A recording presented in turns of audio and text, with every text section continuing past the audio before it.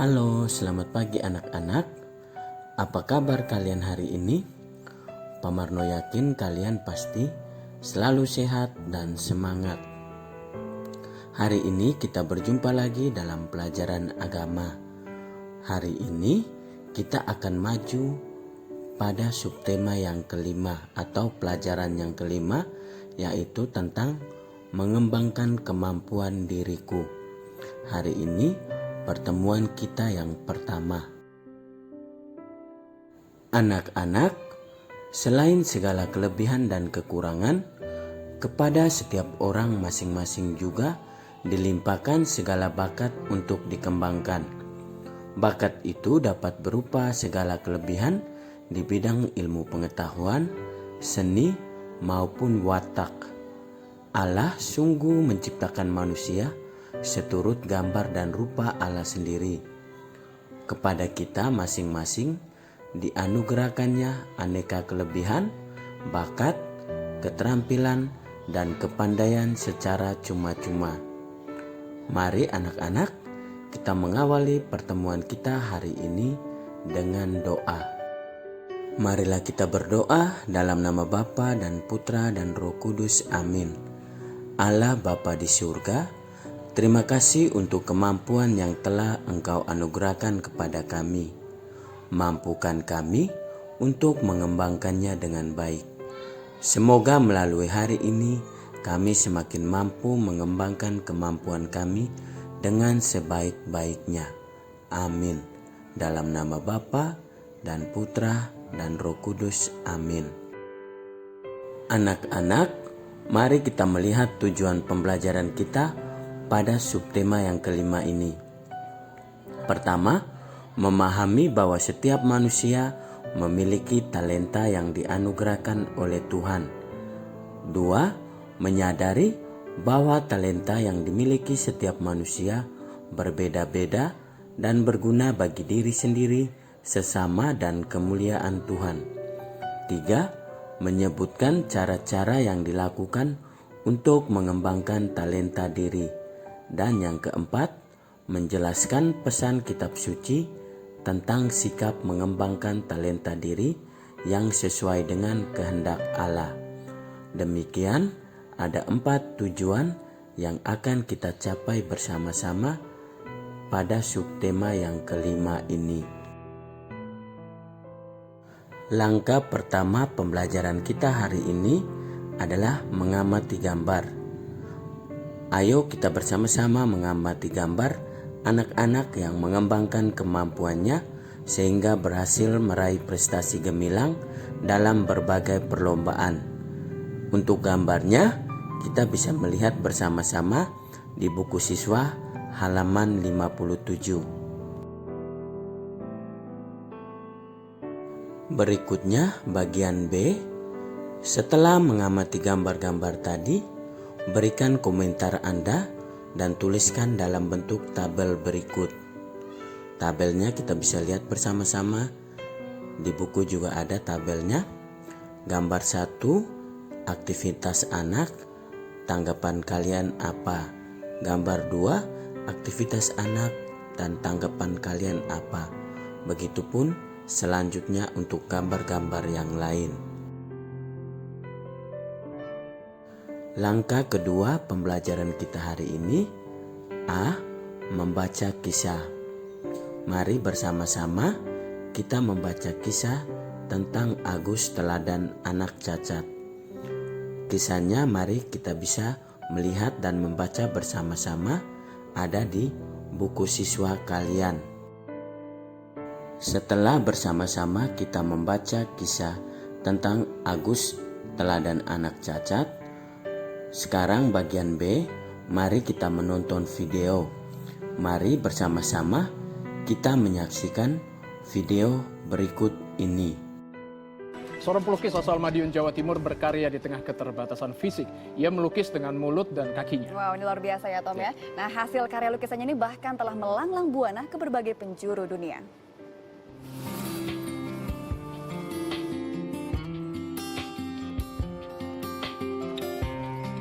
Semua orang berharap lahir dalam keadaan sempurna. Sayangnya, itu tak terwujud dalam diri Agus Yusuf. Pria asal Jawa Timur ini terlahir dengan kondisi tidak sempurna. Namun, ia menolak pasrah pada nasib. Pria yang akrab disapa Cak Agus ini mampu melahirkan karya-karya lukis yang luar biasa indah. Masalah melukis kita dengan mulut dan kaki ternyata kita coba saling gantian, itu tidak ada kendala suatu apapun.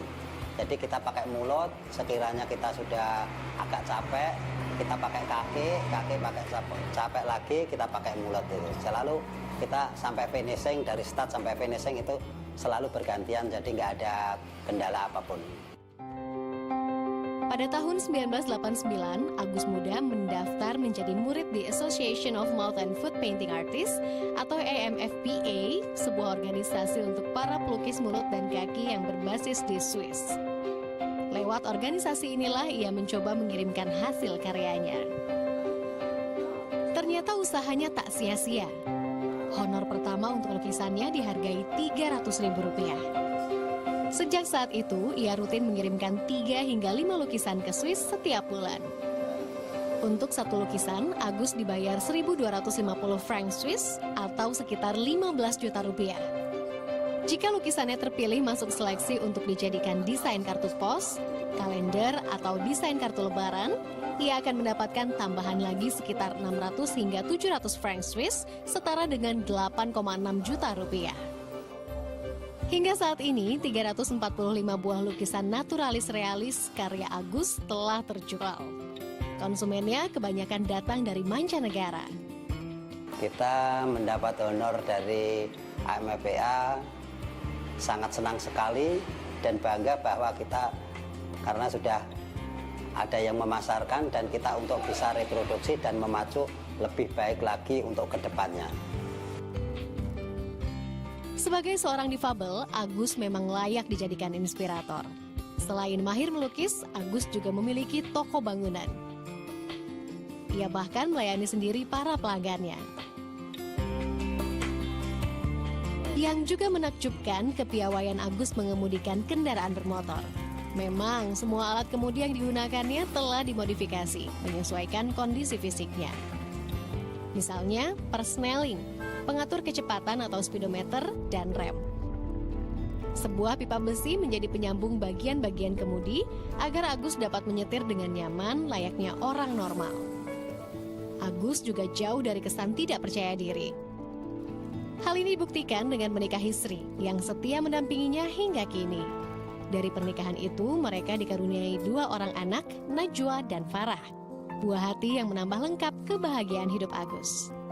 Saya bangganya itu, walaupun bapak itu istilahnya itu nggak sempurna, tapi dia itu bisa melakukan hal-hal yang orang lain bisa gitu. Saya itu salutnya itu begitu. Kayak misalkan sholat gitu ya, logikanya itu kan dia nggak bisa kayak ruku, sujud itu ya berdiri itu, ternyata dia bisa itu. Terus kayak hal-hal kecil itu ya bisa, kayak ngantar anak sekolah itu kan, kalau kepepet gitu nggak ada yang jemput, bapak sendiri bisa. Yakin dengan kemampuan yang dimilikinya, Agus menggantungkan cita-cita setinggi langit. Ia berharap suatu saat dapat membuka galeri dan memamerkan karya-karyanya. Untuk keinginan yang akan datang, impian saya yaitu sebagai pelukis, apalagi saya sejak Maret 2013 saya diterima sebagai associate member, yaitu untuk kedepannya kita harus bisa pameran tunggal. Entah kita waktunya kapan, dan kita mulai saat ini start kita bikin persiapan lukisan yang gurisannya mateng maupun frame-nya baru, itu kita untuk pergi ke luar kota mencari lokasi yang strategis dan bisa saya pakai untuk pameran tunggal. Berangkat dari tekad tidak ingin dibeda-bedakan dengan orang lain, Agus Yusuf justru menjadi sosok yang bisa dijadikan inspirasi setiap orang.